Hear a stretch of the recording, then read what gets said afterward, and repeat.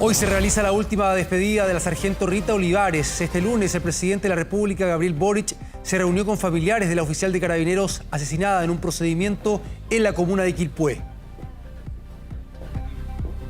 Fue detenido Luis Vicente Martínez, el tercer involucrado en el asesinato de la sargento segundo Rita Olivares en Quilpué. El hombre, de nacionalidad chilena, fue indultado el año 2020. Hoy pasará a control de detención. En el ámbito deportivo, anoche en el Estadio Monumental, la selección chilena logró su primer triunfo en la era de Eduardo Berizzo al mando de la selección adulta. La Roja derrotó por 3-2 a Paraguay. ¿Cómo están? Muy bienvenidos a 24 AM. Vamos a estar, por cierto, con todos los detalles. Debo confesar que no vi el partido porque muy tarde. Que levante la mano quien durmió 4 horas. Tú. Ya, pero es tu trabajo también, estás frito. Entre el trabajo y el gusto.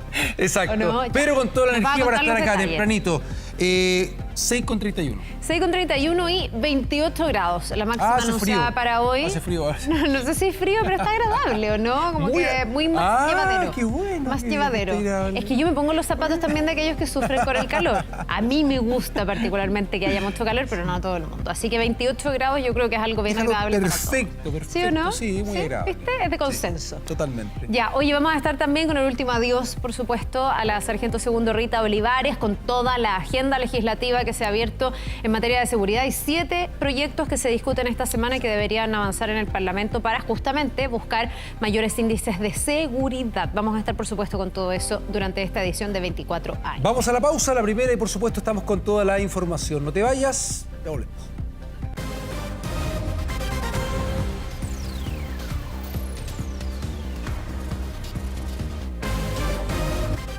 Ya estamos de regreso y vamos a retomar el tema del lamentable asesinato de la sargento segundo de Carabineros, Rita Olivares. Ha sido detenido la persona que ustedes ven en pantalla, el tercer sujeto involucrado en este asesinato, un hombre que estuvo preso, pero que fue indultado el año 2020 bajo el mandato de Sebastián Piñera, con aprobación en todo caso del Congreso, una figura de indulto un poquitito distinta. Vamos con Fabián Collado para que nos puedas contar, Fabián, todas las informaciones al respecto. Te escuchamos, buen día. Muy buenos días, Carla, Gustavo. Sí, estamos hablando de Luis Martínez Conde Riesco, de 27 años, el cual fue condenado a 5 años y un día. De hecho, él se encontraba en un recinto penitenciario hasta el año 2021, debido a que el presidente de ese entonces, Sebastián Piñera, envió un proyecto de ley al Congreso y con la aprobación de ambas cámaras se dio pie a la ley de indulto general producto de la emergencia del COVID-19. ¿Qué significaba esto? Que con la aprobación de los parlamentarios, todos los reos de baja peligrosidad, de que estuvieran a puertas de cumplir su condena, podían salir en libertad, como era el caso de Luis Martínez Conde, que caía en esta ley de indulto general de 5 años un día, o sea, un año antes ya quedó en libertad y estaba en las calles de la región de Valparaíso. De todas maneras, su condena se cumplía el año 2021, entonces con ley o sin ley estaría en libertad de igual manera. Es así como estaba ayer caminando por calles del sector del Belloto en la comuna de Quilpué cuando fue detenido por parte de la Policía de Investigaciones, quien está desarrollando todos los detalles en torno a la investigación por la muerte de la sargento Olivares durante estos últimos días. Entonces, por lo mismo fue derivado hasta la prefectura de Valparaíso, donde ha sido interrogado durante estas últimas horas y va a ser puesto a disposición de la justicia. Va a ser controlada su detención y posiblemente se pida la ampliación del plazo. ¿Con qué fin, con qué objetivo? De poder formalizar a todos los detenidos. Mañana ya está la formalización del primer sujeto, el cual fue capturado justo minutos después de que la sargento Olivares había sido asesinada, Eduardo Fuensalida Leiva, alias el Ojitos de Piscina. Mañana su formalización y por lo mismo posiblemente se junten todas las audiencias con el fin de poder recabar la mayor cantidad de antecedentes. Vamos a revisar declaraciones que emitió tanto la PDI como el Ministerio Público respecto a la detención del tercer sospechoso del asesinato de la sargento Olivares. Es un hombre chileno, 27 años, que fue detenido el día de hoy en horas de la tarde en el sector de Belloto, en la vía pública. Quiero hacer presente que este detenido está claramente posicionado en el hecho y a través de eso y a través de los antecedentes que se fueron vertidos ante el Ministerio Público, se obtuvo la orden de detención y fue detenido. El foco de atención, una vez que logramos la detención de las personas, es seguir trabajando porque tenemos que aportar pruebas, no solo pensando en la audiencia de control, estamos pensando también en el juicio. Y nuestro foco es conseguir pruebas, conseguir individualizar a todos los autores y ese es nuestro objetivo.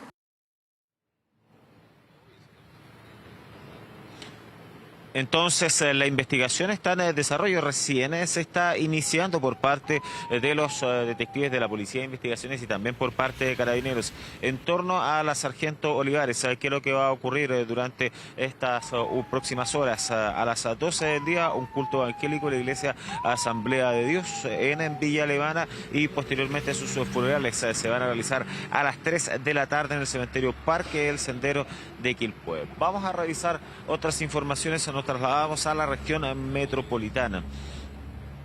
Presten atención a las imágenes que les vamos a mostrar a continuación porque corresponden a un asalto que fue cometido por un grupo de delincuentes en contra de un mini market que está ubicado en el centro de Santiago. Ustedes están viendo en las imágenes cómo los delincuentes ingresaron y posteriormente salieron del lugar luego de haber percutado un disparo en la cabeza a uno de los trabajadores. Fue a las 9:30 de la noche en calle Curicó.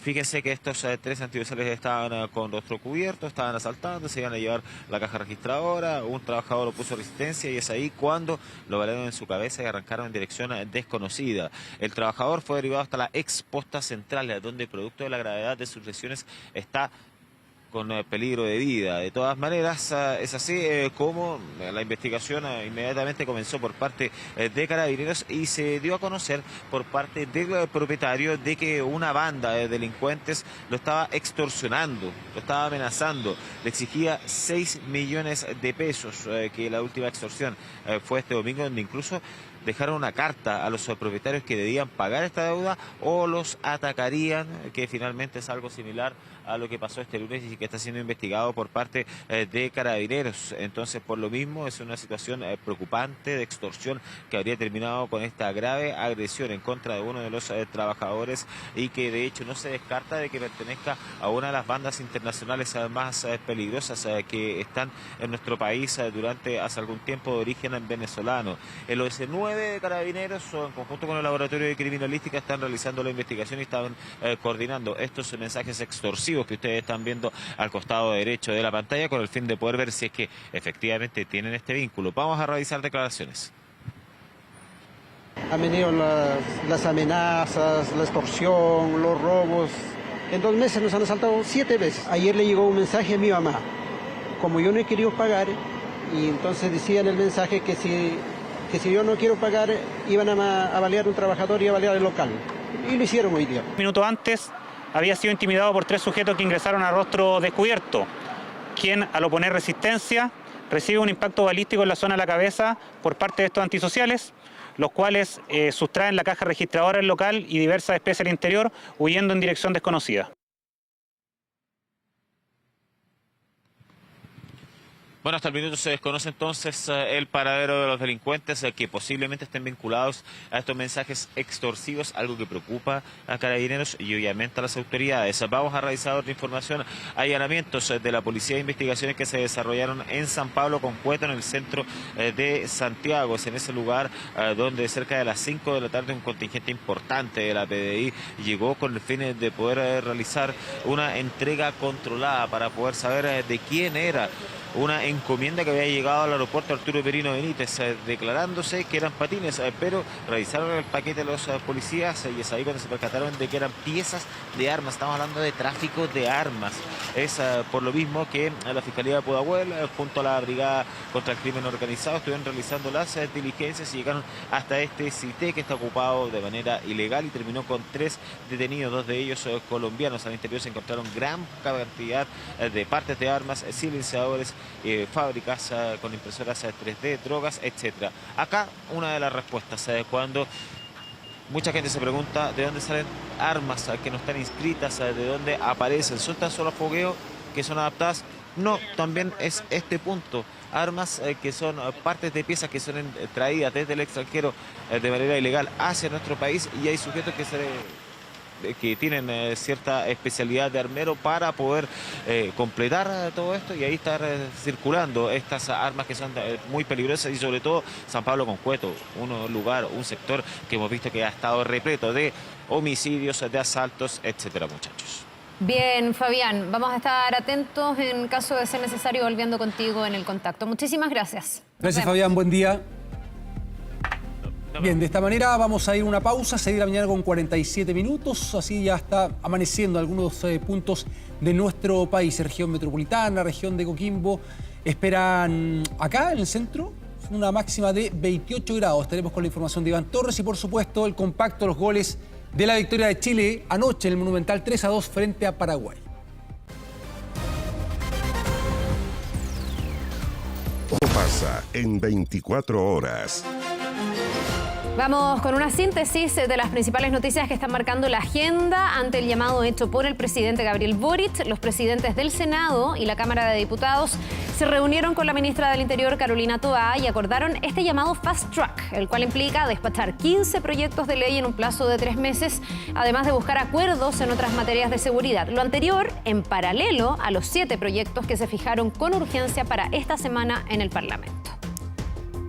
En otra materia, la pandemia del COVID-19 se convirtió en la principal causa de muerte de los chilenos en 2020, una época donde las vacunas todavía no estaban disponibles. Los datos fueron entregados por el informe llamado Estadísticas Vitales 2020 y los impactos del COVID-19 en la mortalidad en Chile, que fue presentado por el Ministerio de Salud y el Instituto Nacional de Estadísticas. Además, la cifra oficial de fallecidos para este mismo año por COVID-19, pasó de 22.518 a 18.680 personas. La autoridad sanitaria reiteró el llamado a continuar con la vacunación. Sí.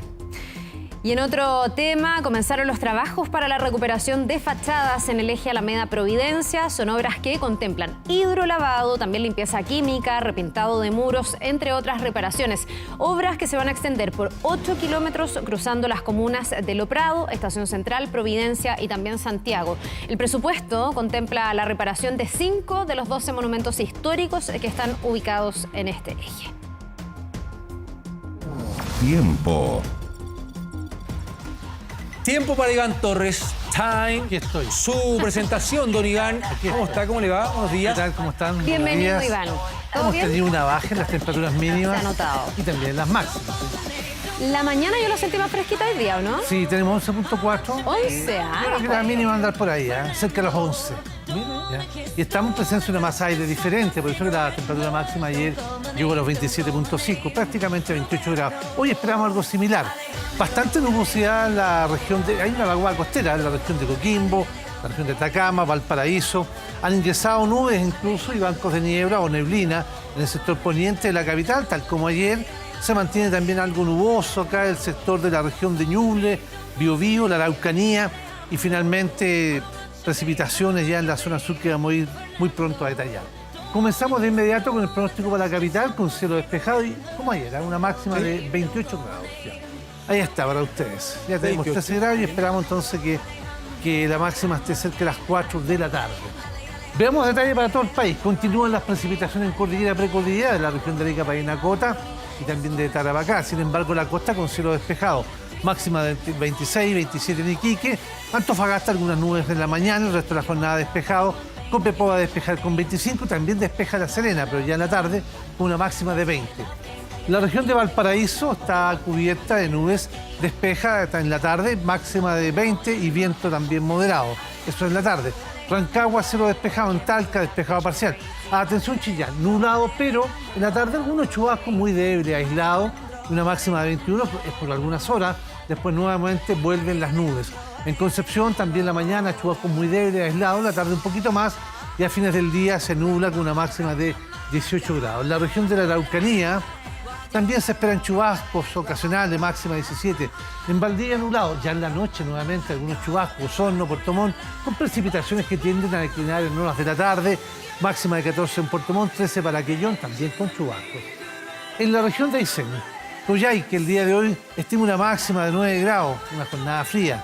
con chubasco. En Chile Chico, más que nada nublado, máxima de 10. En Puerto Natal incluso aguanieve por horas, ya en la tarde solamente lluvia. En Punta Arenas está parcial, se va a nublar, algunos chubascos, queda parcial nuevamente con algunos chubascos, máxima de 7. Y Puerto William también con aguanieve máxima de 4 grados. Viento no más allá de 60 kilómetros por hora.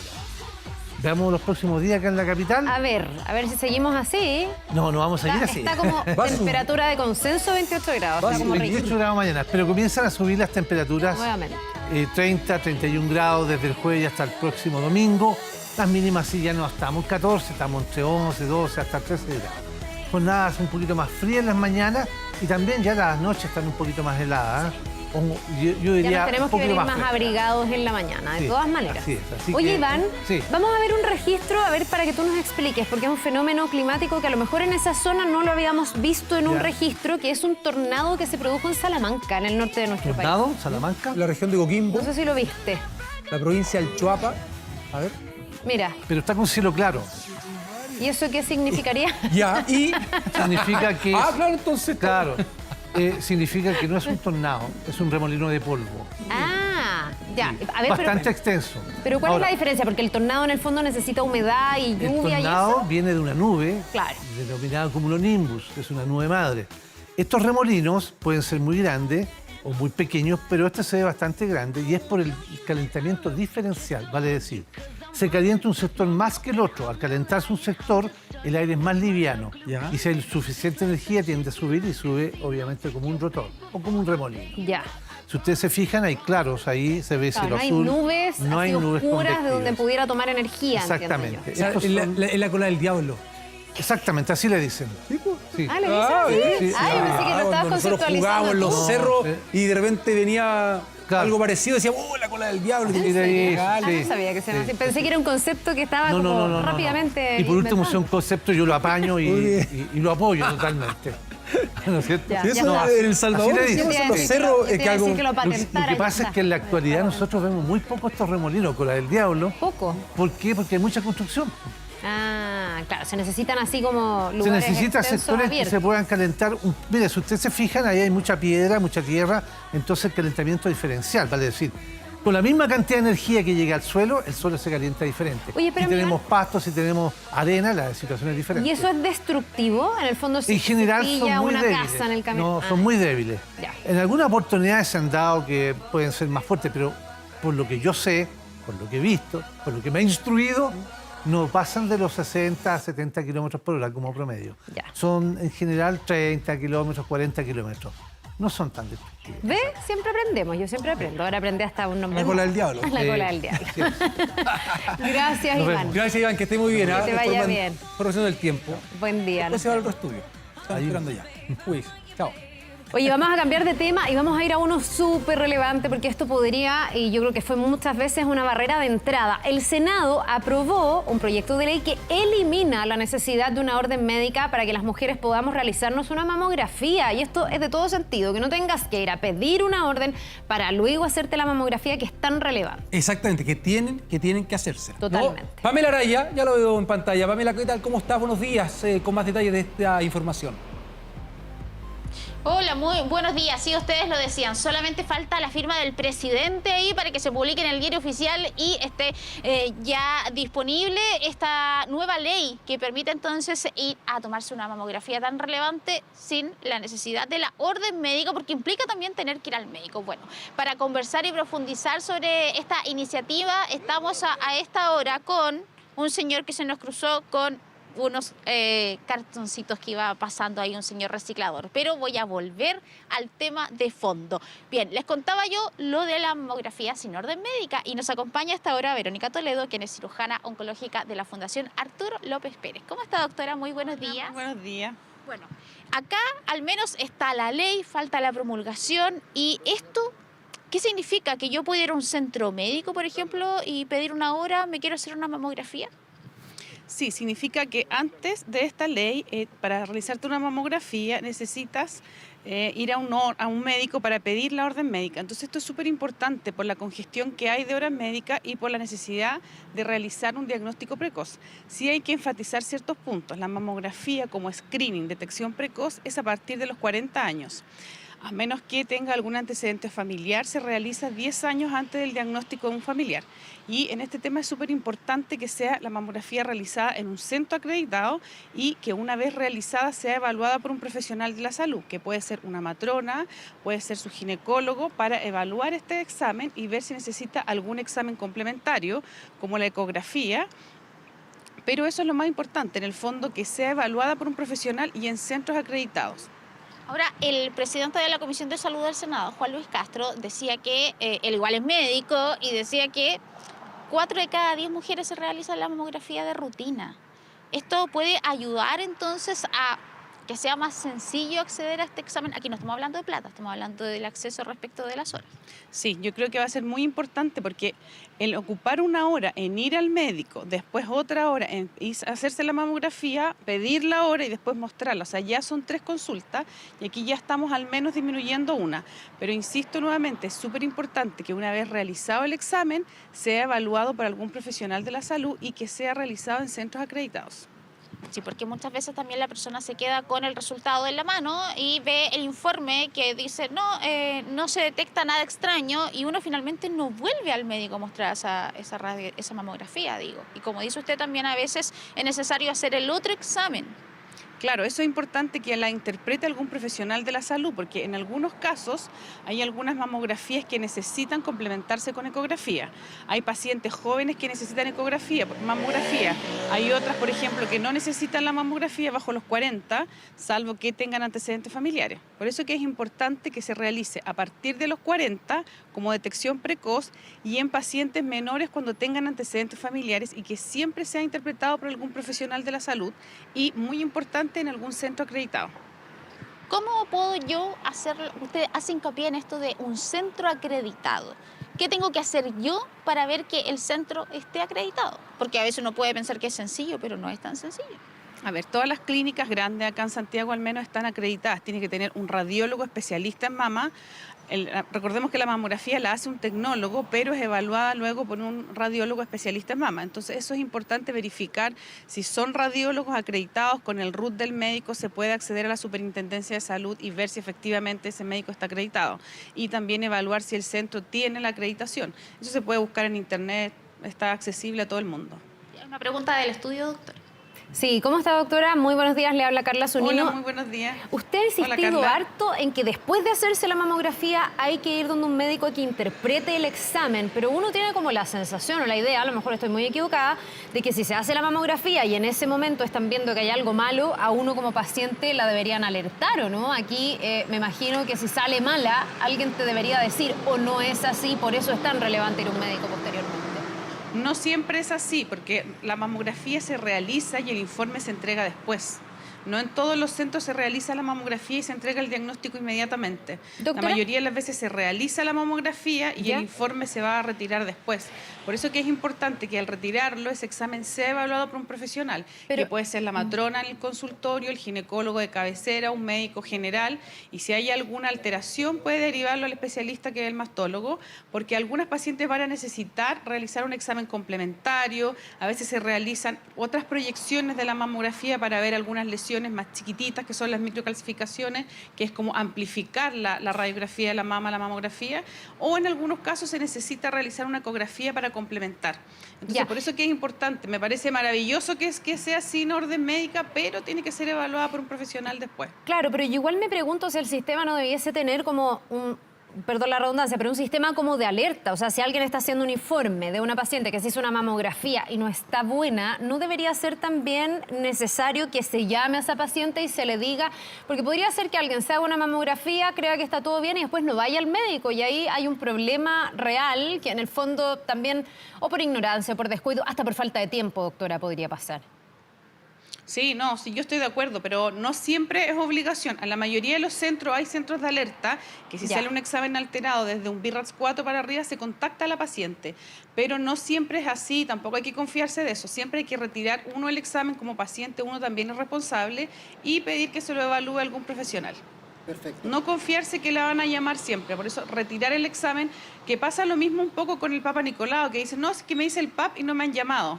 Lo mismo dicen algunas pacientes de la mamografía, no, es que me la hice y me llamaron, así que yo asumo que está normal. Claro. Mejor no asumir nada, retirar el examen, ser responsable uno.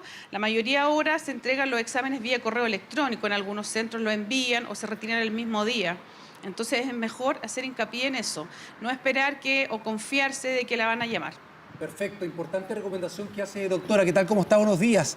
Le quería preguntar un tema que recién ahí usted lo mencionó respecto a esta recomendación de hacerse una mamografía anual para las personas ya mayores de 40 años, pero hacerse una antes para las personas que tienen antecedentes familiares. En ese caso, ¿a qué edad sería recomendable hacer una mamografía para quienes, reitero, tienen antecedentes familiares?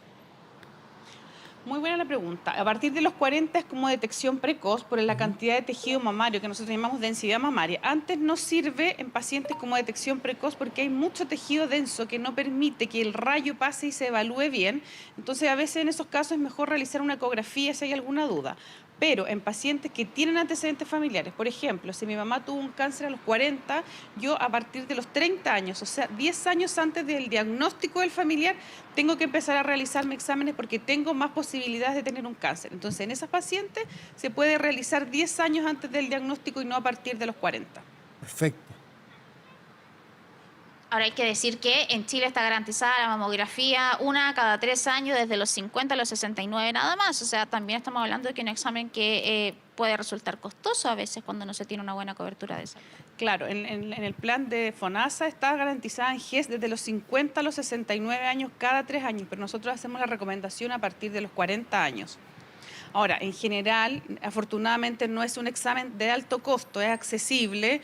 A cada cierto tiempo hay muchas campañas de cáncer de mama, se regala mucha mamografía, hay harta opción de poder realizarla. En los consultorios también tienen hartos convenios, entonces es un examen que afortunadamente es accesible, es un examen de corta duración. En algunas pacientes puede doler un poco, pero es un rato corto.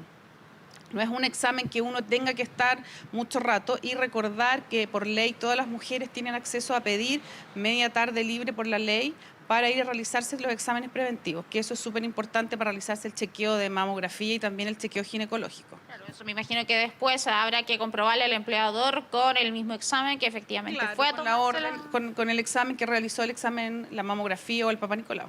Doctora, estamos hablando de que se puede tomar mamografía sin orden médica ahora, pero me gustaría de todas maneras que recordara lo importante de la mamografía. Muchas veces personas dicen, no, pero es que yo me hago el autoexamen. Pero cuando uno se hace el autoexamen y encuentra algo es porque ya hay algo. Sí, eso es súper importante. Es importante realizar la mamografía porque la mamografía detecta lesiones antes que nosotros las palpemos. Como tú dices, cuando uno palpa una lesión, ya está la lesión, o sea, ya puede haber un cáncer. Entonces, la idea del autoexamen es para pacientes que están fuera del screening, o sea, bajo los 40 años. Lo ideal es que las mujeres se examinen una vez al mes, lejos del periodo menstrual una semana, se autopalpen y se encuentran algún bulto, algún sangrado por el pezón, vayan a consultar y se hagan la mamografía y después consulten con ese examen. Ahí ya está todo dicho, digamos. Claro, pero la idea es que la mamografía que quede nunca reemplaza, el examen físico jamás reemplaza la mamografía. La mamografía es el único examen que ha comprobado disminuir la mortalidad. Por eso que hacemos tanto hincapié en la mamografía. Podemos pedir un método complementario como la ecografía, hay resonancias, magnificaciones, pero el screening se hace, el tamizaje precoz, con mamografía. El examen físico ayuda en pacientes que están fuera de este rango, pero no lo reemplaza bajo ninguna circunstancia. Verónica Toledo, cirujana oncológica de mama de la Fundación Arturo López Pérez. Muchas gracias por conversar con nosotros. Que tenga un buen día. Y gracias igual. Ya escuchaban ahí las explicaciones entonces de la doctora Toledo respecto y cerrando sobre la importancia de la mamografía. Siempre lo hemos dicho, el cáncer de mama es una de las principales causas de muerte de las mujeres en nuestro país y en el mundo. Así que al menos ahora se elimina una traba que si se puede decir así, que es que una vez promulgada la ley uno va a poder recurrir a tomarse una mamografía sin necesidad de ir al médico primero para pedir esta orden. Sí, me parece a mí un gran avance, se baja una barrera de entrada, porque muchas veces era mucho el trámite, hoy día directamente poder ir a pedir la mamografía y luego, y eso sí que lo rescatamos de la entrevista, ir a consultar para que un médico interprete ese examen y no quedarse tranquila. Muchísimas gracias, Pame, a ti y a la doctora, que tengan ambas un buen día. Buen día, que esté muy bien. Igual ustedes, chao. Nos vemos. Muchas gracias. Vamos a otro tema porque mucha preocupación generó en Antofagasta la difusión de un video en el que se ve como un ciudadano extranjero amenaza con una granada a una comerciante en la esquina de su casa. Sí, con una granada. O sea, la mujer recibió una serie de mensajes extorsivos por parte de supuestos integrantes del Tren de Aragua solicitándole dinero a cambio de protección. Se van a comunicar contigo y bueno, te vuelves loco, te voy a lanzar la granada, esta granada a tu casa. Este registro es parte del video extorsivo. Lo que más preocupa es el alto poder de fuego. Esta granada a tu casa, para que estés consciente. Las amenazas comenzaron el jueves pasado. La familia de comerciantes hizo caso omiso, bloqueando incluso el número de teléfono desconocido. Pero el sábado, desde otro celular, las amenazas volvieron. Mandaron un video a las afueras de mi casa con armas de fuego, granadas, pistolas, que tuviéramos cuidado. Amenazas claras, en videos y también en mensajes, piden 5 millones de pesos. Aquí el que no se alinee y se haga el tonto va para homicidio. Si no les damos esta cantidad de dinero, ellos van por mi esposo, por mis hijas, por mi papá. No solo la familia amedrentada tiene miedo, los vecinos del sector también. Por seguridad prefieren ocultar su identidad. Como comunidad igual nos pone nerviosa esta situación, porque este barrio es súper tranquilo. Yo al menos estoy asustada porque yo tengo nietos. Para Alberto la situación es más preocupante aún. En el video apuntan a su domicilio. Teme que por error se le involucre. Tú estás viendo quién vive por ahí en esa cuadra, ¿no? En la casa de 3 plantas azules, ¿cierto? Y si estos no se enteran bien de que no es acá, entonces es preocupante. Que atrás de estas extorsiones muchas veces hay delincuentes comunes que se hacen pasar por organizaciones criminales que, son especializadas en este tipo de delitos, como la conocida banda venezolana El Tren de Aragua. Un nuevo caso de extorsión cuyos antecedentes ya están en manos de la Fiscalía. La Fiscalía instruyó a la policía a realizar todas las diligencias requeridas para identificar a los partícipes del ilícito y además la Fiscalía dispuso una serie de medidas de protección hacia la víctima. No se fueron todo el sábado en la noche. Ya no están acá. Desaparecieron. Solicitud de dinero a cambio de seguridad que genera alarma en la comunidad. Parlamentarios piden mayor protección para la ciudadanía. Nosotros no vamos a permitir que extranjeros que vienen a cometer delitos en nuestro país lo puedan hacer con todo el nivel de impunidad que hemos visto. Exigimos, como diputado de la región de Antofagasta, imagino la mayoría de diputados del norte, que los militares hoy día apoyen a las policías con un proyecto que fue aprobado. Que la ciudadanía tenga la certeza que como gobierno tomamos la primera preocupación de la ciudadanía como la primera ocupación nuestra. En este caso es el OS9 de Carabineros quien está a cargo de la investigación. El año 2022 la PDI recibió cerca de una decena de denuncias por amenazas similares en la región de Antofagasta. Hasta ahora no hay detenidos. Te vuelves loco, te voy a lanzar la granada, esta granada a tu casa. Bien, vamos a cambiar completamente de tema. Bien brutal a las personas que les toca enfrentar esas extorsiones y esas amenazas. Vamos a otra cosa completamente distinta. Pese al momento económico complejo, los strip centers, que son estos como pequeños centros comerciales, bien cómodos por lo demás, están gozando de un buen momento. Fíjate, van proliferando. Claro, ahí tú puedes encontrar grandes cadenas de comida rápida, farmacias, hasta centros médicos, distintos emprendimientos, donde los comerciantes buscan acercar distintos servicios a los consumidores. Mira.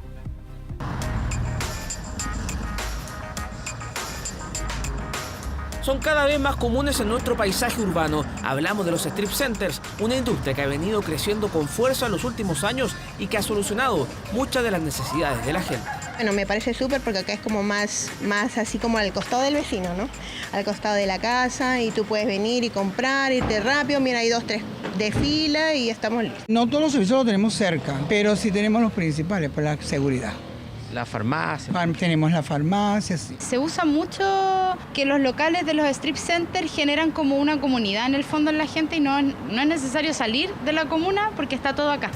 Servicios más cerca de la casa, como farmacias, centros médicos, peluquerías, mini markets, tiendas para mascotas y restaurantes de reconocidas cadenas, son el principal atractivo de estos pequeños centros comerciales. Gabriel, por ejemplo, tomó la decisión de vivir en Huechuraba justamente por la ubicación. En la calle Pedro Fontova hay al menos 8 strip centers localizados a pocos metros de distancia. La idea es manejarse dentro de este sector y no salir a otros lados, tener cosas a la mano como supermercados cerca, farmacias cerca y no tener que ir a otro lado desplazando. Al mall, por ejemplo, que igual está cerca, pero ir al mall, estacionar, es un cobro adicional. En cambio, los strip centers no es más fácil. Solo en el Gran Santiago hay 229 strip centers, un número que seguirá aumentando en los próximos años, pues según cálculos de la industria, 12 nuevos recintos de este tipo entrarán en funcionamiento en la región metropolitana entre este y el próximo año. Dentro de los subarrendatarios existe una alta presencia de cadenas y tiendas que básicamente suplen las necesidades básicas de las grandes zonas habitacionales de la región metropolitana. El tipo de marcas que logran llegar a los strip centers suelen ser muchas veces marcas de cadena, ya sea de cafeterías, de librerías, de mini markets, de tiendas de conveniencia, que al ser de marca muchas veces dan más confianza a muchas personas. Pero así como las grandes marcas llegan a los barrios, los strip centers también son una oportunidad para los emprendedores. José Miguel es venezolano y ubicó una panadería con productos tradicionales de su país en Estación Central. La ubicación, cerca de una gran densidad poblacional, se ha transformado en una oportunidad para seguir creciendo. Evaluamos como el mercado y decidimos que este era un excelente punto para nosotros comenzar, para emprender nuestro negocio, ya que se toman en cuenta el factor principal es una buena ubicación, porque si tú no tienes clientes no puedes vender. Entonces es por eso que decidimos hacerlo acá, precisamente en este punto. Negocio ubicado en la transitada calle Toro Mazote, justo en medio de los mega edificios de Estación Central. El aumento poblacional y la masiva llegada de migrantes fue una oportunidad que detectó el grupo inmobiliario Alfa para instalar strip centers en otras 10 comunas de la capital, como Independencia o San Miguel. La densidad aumentó en forma exponencial con todas las torres que se han construido en Estación Central. Sin embargo, faltaban muchos servicios como minimarket, como alimento de perro, de mascotas, peluquería, carnicería, panadería, que están siendo abastecidos por estos pequeños locales que son de barrio. Básicamente estamos en las comunas más populares, donde ha habido menos inversión inmobiliaria respecto a servicios. Idea de strip center de los barrios que esperan llevar próximamente hacia otras regiones. Una industria que crece y cuya vacancia está muy cerca de recuperar sus niveles prepandemia. Bien, vamos a cambiar de tema tras el crimen, ¿no? El asesinato de la sargento Olivares. Alcaldes, parlamentarios de Chile Vamos solicitaron en apurar la tramitación de distintos proyectos en materia de seguridad en el Congreso. Además, hicieron un llamado al gobierno a enfrentar de manera urgente la delincuencia y el narcotráfico. A propósito de esto, queremos conversar con la alcaldesa de Providencia, Evelyn Matei. Alcaldesa, ¿qué tal? ¿Cómo está? Buenos días. ¿Se escucha?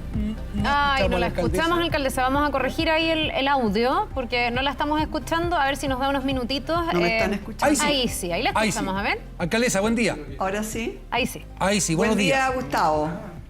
Alcaldesa, Buen día, Carla, también. Buenos días. Buenos días. Bueno, muchas gracias por este diálogo. Alcaldesa, le quería preguntar, a su juicio, este escenario que existe hoy a propósito del asesinato, ¿no?, de la sargento Olivares, lo que está solicitando en estos momentos Chile Vamos, concentrarse en el aspecto legislativo para la aprobación de proyectos de ley en materia de seguridad.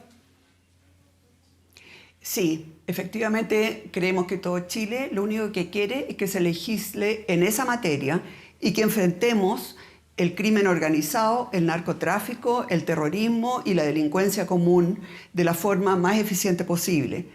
La legislación es absolutamente necesaria, sin embargo, tampoco es suficiente.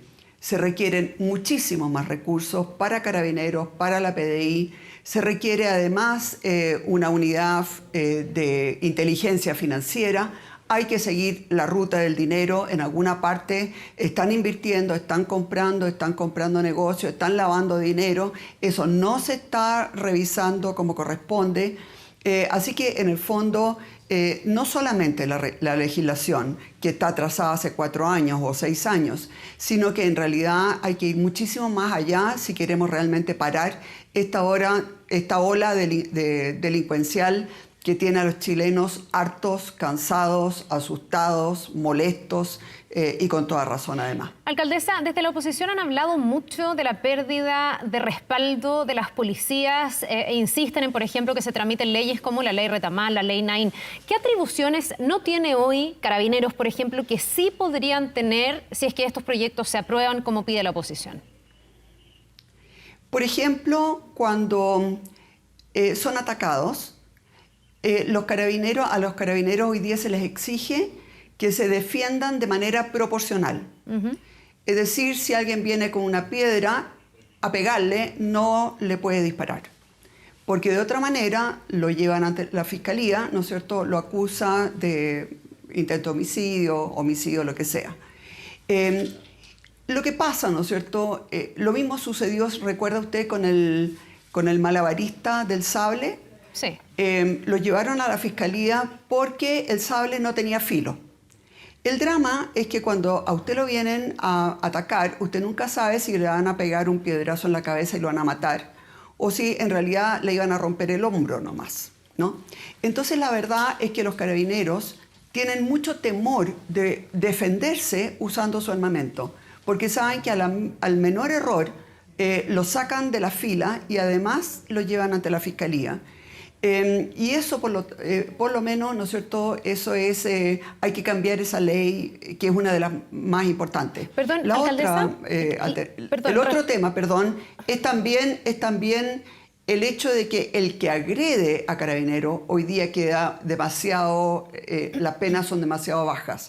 Y tienen beneficios alternativos y pueden tener otro tipo de salidas, etc. Entonces no es solamente darle más facultades a Carabineros, sino que también es ser más duro con el que ataca a Carabineros o a la PDI o a Gendarmería. Le quería preguntar sobre el uso del arma de los Carabineros en este caso, si esto se legisla. Se habla de una legítima defensa privilegiada, donde en el fondo no se exija esa proporcionalidad que usted decía, pero la línea es bien delgadita y usted sabe que venimos también de un periodo bien traumático, que fue el estallido social, donde sí hubo violaciones a los derechos humanos, donde sí hubo pérdidas oculares.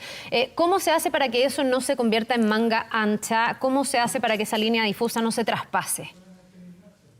Yo lo primero que haría es preguntarle a los chilenos, Carla, si tienen más confianza en el uso de las armas por parte de Carabineros o por parte de los narcotraficantes.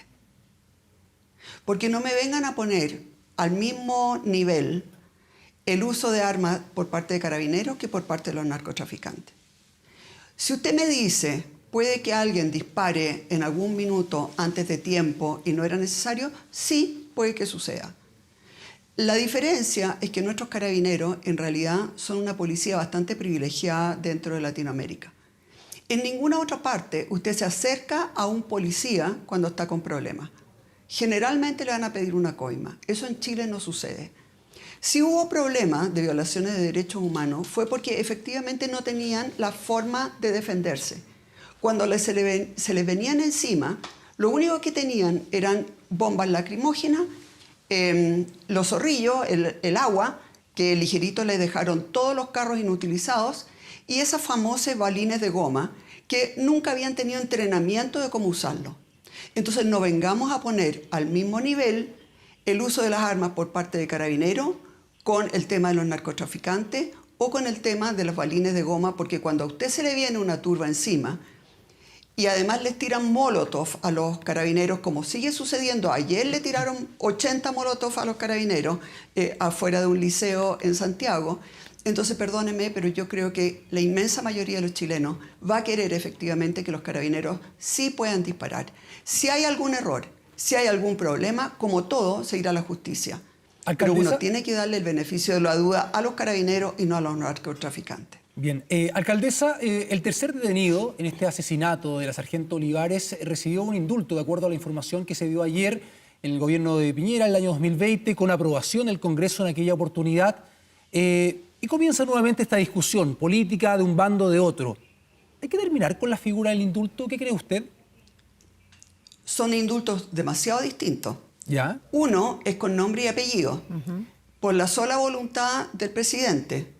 Ese efectivamente yo creo que hay que volver a revisarlo. Sin embargo, lo otro fue básicamente para evitar la muerte por sobrepoblación por el tema del virus, ¿no? Y por lo tanto no fue yo voy a indultar a esto, sino que se puso condiciones a los que cumplían con ciertas condiciones. Y esas condiciones las puso el Ejecutivo juntamente con el Legislativo. Por lo tanto, a mí me parece que cualquier persona que quisiera hacer un empate entre ese indulto que fue generalizado y fue básicamente para evitar muertes en las cárceles, dado que la tasa de contagio, ¿no es cierto?, podía ser muy peligrosa ahí por el hacinamiento, sería una desfachatez comparar ese indulto con lo que ha hecho el presidente Boric. Ya, y eso es lo que están haciendo entonces parlamentarios que a esta hora y desde ayer en redes sociales han dicho que incluso el expresidente se debería hacer cargo, que hasta aquí le llegó el discurso a la derecha, que no se puede escupir al cielo. Sí, es una desfachatez, efectivamente. No, de verdad no lo puedo creer que personas que tengan razonamiento sientan que es lo mismo indultar a delincuentes comunes, un delincuente que ya había sido indultado antes, con un indulto que fue básicamente humanitario para sacar gente de la cárcel de tal manera que no se murieran todos de COVID. Alcaldesa, en otro tema, a propósito de... Y además aprobado por el Congreso. Sí, lo que comentábamos anteriormente. Alcaldesa, a ver, acá también en este caso del asesinato de la sargento Olivares, uno de los detenidos también está prófugo de la justicia. Cuando se habla, por ejemplo, de apurar, acelerar en materia legislativa, ¿qué pasa con la gestión finalmente? Porque uno dice acá faltan leyes, pero acá hubo una ley que se cumplió. Sin embargo, hubo una persona que estaba prófuga de la justicia, que de partida evadió una situación de seguridad, arrancando de la cárcel y después durante 2 años estuvo prófuga de la justicia. ¿Qué pasa con esa situación, en esa materia? Gustavo, hay 2 temas ahí que yo creo que son súper importantes. Uno es el que planteas tú, que efectivamente, ¿no es cierto?, no hay una unidad que se encargue de buscar activamente a los prófugos. Y la verdad es que no es tan difícil hacerlo, porque es cosa de observar quiénes son los familiares, los amigos, todas esas cosas se saben, quiénes son los que los visitaban en la cárcel. Ahí debiera haber una unidad que obviamente busque activamente a los que se han fugado. Pero también tenemos otro problema, Gustavo, y es que nosotros continuamente en Providencia detenemos, en realidad la palabra correcta es retener, pero la gente entiende detener, a delincuentes que están, por ejemplo, bajo arresto domiciliario completo. Y nadie controla eso, nadie. Entonces la verdad es que todas esas salidas alternativas, esas medidas alternativas, son una broma. Cuando a usted le dicen que no se acerque a alguien, se puede acercar 10 veces y no le va a pasar nada. Cuando a usted le dicen que tiene que estar bajo arresto domiciliario completo, puede salir todo el día y nadie se va a dar cuenta.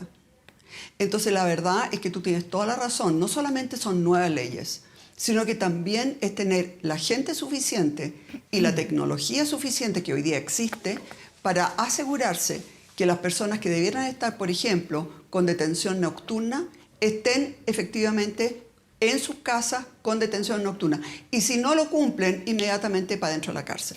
Alcaldesa, usted ha hablado de varias cosas que no se están haciendo, que se deberían hacer en el combate, por ejemplo, contra el narcotráfico, contra la delincuencia.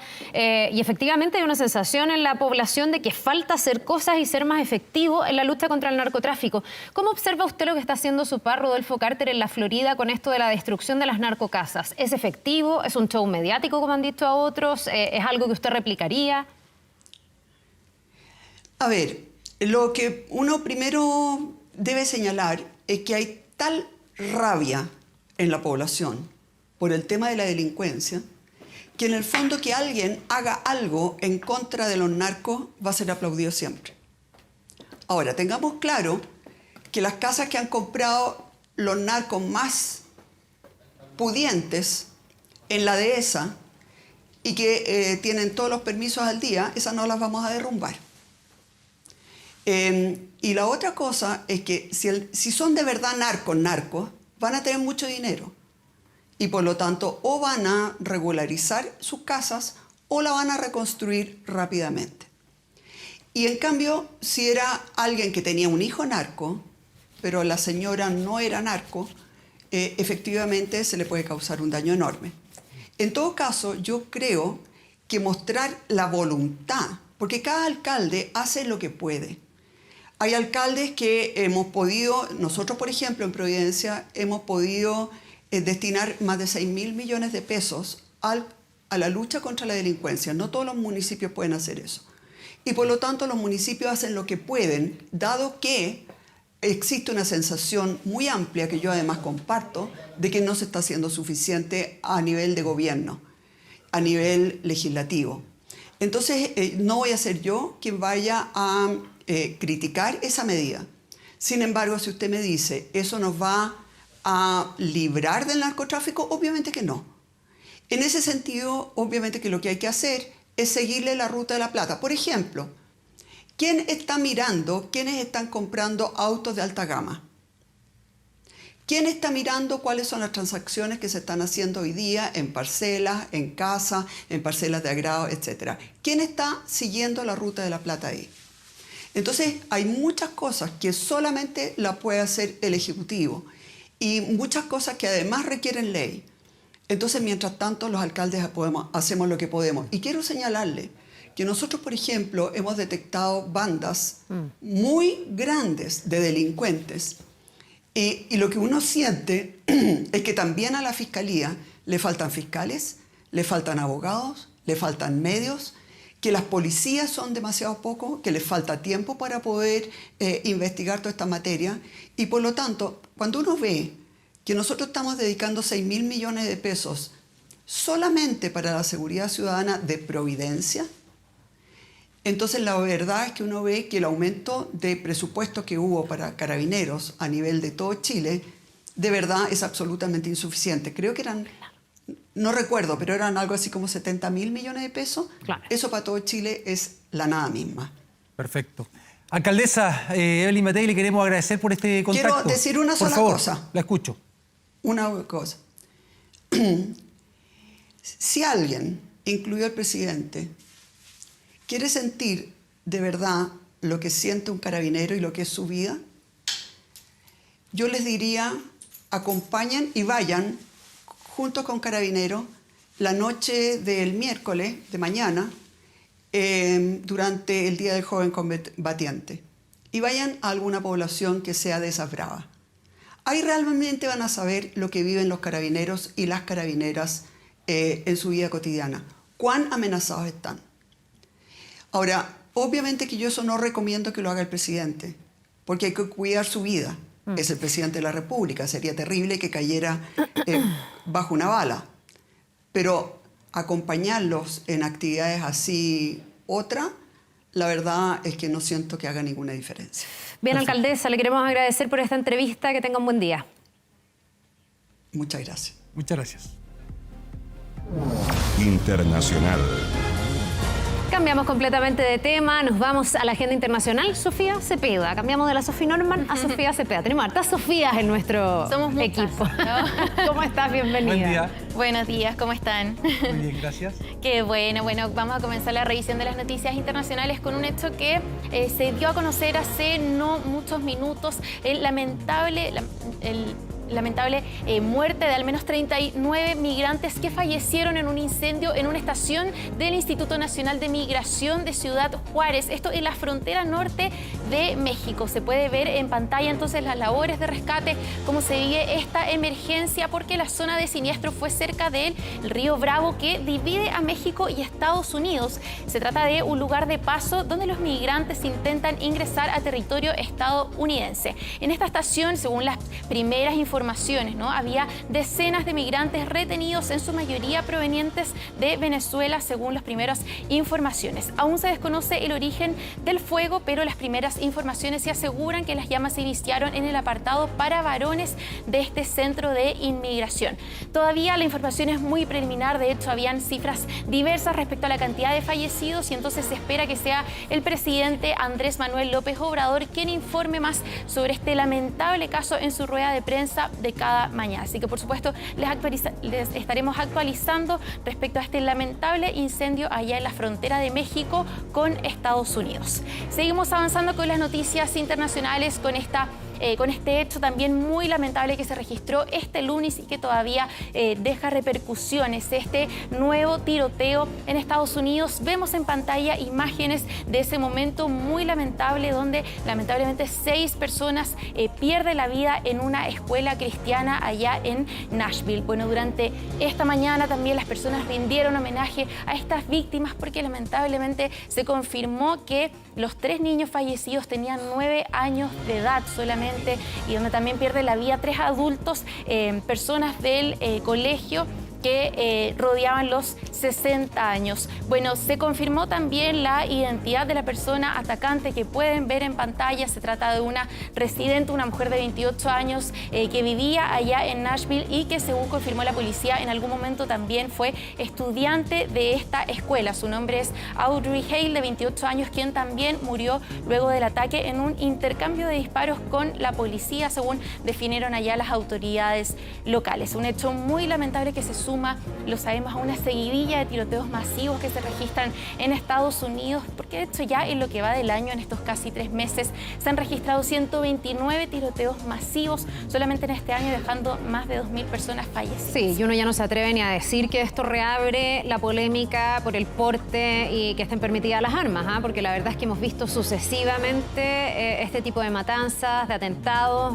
Uno tiene la esperanza desde acá, desde afuera, que esto realmente signifique una reflexión importante de la disponibilidad que hay de las armas y lo fácil que es en Estados Unidos, en algunos estados, poder perpetrar estos hechos, pero pareciera ser que es una preocupación que a uno le baja más desde acá que la discusión que se da en algunos estados de Estados Unidos, donde esto es absolutamente normal, donde puedes andar con tu arma, puedes hacer uso de tu arma y en el fondo es como ir a comprar un remedio a la esquina. No sé, a mí me angustia un poco esa situación, pero tiene que ver también con la forma en que se conceptualiza el uso de las armas en Estados Unidos. Exactamente, y es justamente el llamado que hizo durante este lunes también el presidente Joe Biden de acelerar esta tramitación. Esperemos que se puedan lograr acuerdos, ¿no? Para poder avanzar en esta materia que ya ha dejado, sí, y que deja día tras día también a muchos fallecidos y que ahora lamentablemente cobra la vida de 3 niños de solamente 9 años y 3 profesores allá en Estados Unidos. Seguimos avanzando con la agenda internacional, con imágenes bien impresionantes que nos llegan también desde Estados Unidos, pero ahora con un nuevo descarrilamiento de un tren. En este caso se trata de un tren de carga que transportaba mineral de hierro que se descarriló en pleno desierto, un área remota llamada Mojave allá en Estados Unidos. Se trata de 55 vagones que transportaban este material que, según explicaron, también forma parte del proceso de fabricación de acero y que se descarrila, se derrama también, aunque las autoridades dijeron que este material no es peligroso, que no representa una amenaza ni para el público ni para el medio ambiente. Fue lo primero que dijeron, y que también la tripulación afortunadamente no estaba en la cabina en el momento del incidente, por lo que no se registraron personas lesionadas. Eso sí, la causa del descarrilamiento está bajo investigación, porque sabemos también que han sido varios los que hemos venido viendo ya en lo que va del año en Estados Unidos. Esperemos entonces que, tal como dijeron las autoridades, las consecuencias para el medio ambiente no sean tan importantes.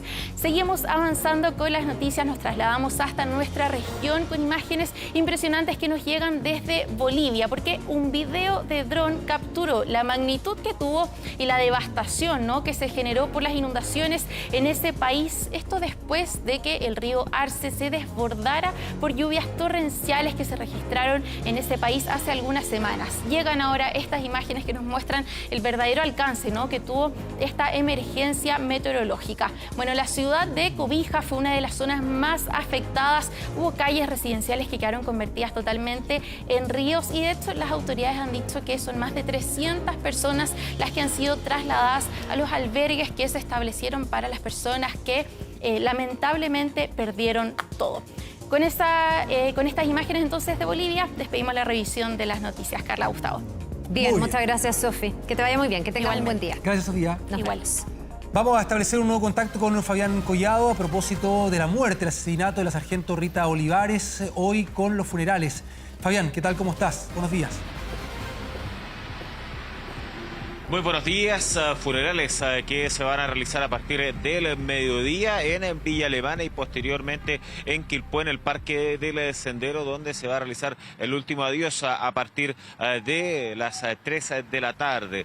Es uno de los focos que nos mantiene muy atentos respecto a la sargento Rita Olivares, ya que va a ser despedida durante esta jornada y también se va a realizar la audiencia de control de detención y posterior formalización de cargos en contra de Luis Martínez Conde, este sujeto de 27 años, el cual es el tercer detenido en medio de las sospechas de su brutal asesinato, de los sospechosos de su brutal asesinato. Este sujeto, el cual estaba condenado a 5 años un día por un robo, pero a raíz de una ley de indulto general promulgada por el gobierno de Sebastián Piñera y aprobada por el Congreso, por ambas cámaras, el 2021 salió la libertad. De hecho, debería haber concluido ya su condena de todas maneras, y es así como fue encontrado en las calles de El Belloto, del sector del Belloto de la comuna de Quilpué. De todas maneras, lo que se espera respecto a la situación judicial es que sea puesta a disposición de la justicia hoy, mañana formalizado, mientras que todos los ojos van a estar puestos también en el último adiós de la sargento Rita Olivares, la cual entonces va a ser despedida a las 12 del día en Villa Alemana y sus funerales van a ser realizados en el Parque del Sendero de Quilpué a partir de las 3 de la tarde, muchachos. Bien, estaremos con esa información en Canal 24 Horas. Gracias, Fabián. Buena jornada. Gracias, Fabián. Son casi las 8 de la mañana, nos vamos despidiendo ya. Vamos a seguir muy atentos a este y a todos los temas que están marcando la agenda en Canal 24 Horas, con más noticias. Y por supuesto, sigue junto a ustedes en TVN el equipo del Buenos Días a Todos. Que les vaya muy bien. Buen martes. Nos vemos. Chao.